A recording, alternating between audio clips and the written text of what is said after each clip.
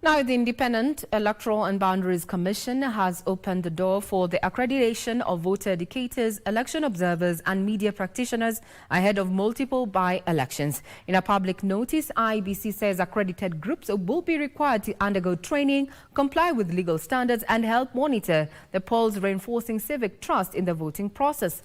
This comes as a growing number of political parties, including emerging outfits, announce plans to field candidates in more than 20 elective positions. Banchumba reports.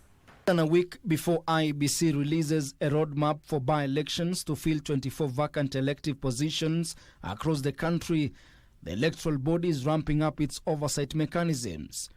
In a public notice, IEBC is inviting organizations to apply for accreditation as voter educators, observers and media actors, part of a wider push for credible electoral processes under the 2025-2026 electoral calendar.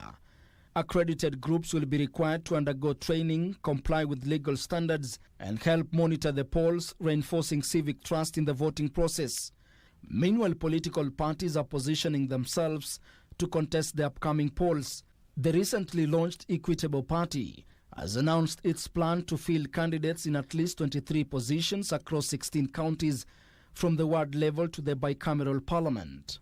The party, which describes itself as equitable-driven and reformist, is targeting to field candidates in categories of youth, women and marginalized communities. We want to see if we can change the paradigm of politics as just vehicles where people used to get to power. We are going to dwell 80% on development and the 20% are doing politics. IEBC has set the deadline for accreditation applications to September 5th. Observers say the by-elections will serve as a litmus test for the Commission's readiness ahead of the 2027 general election. Ben Chumba, Lunchtime News.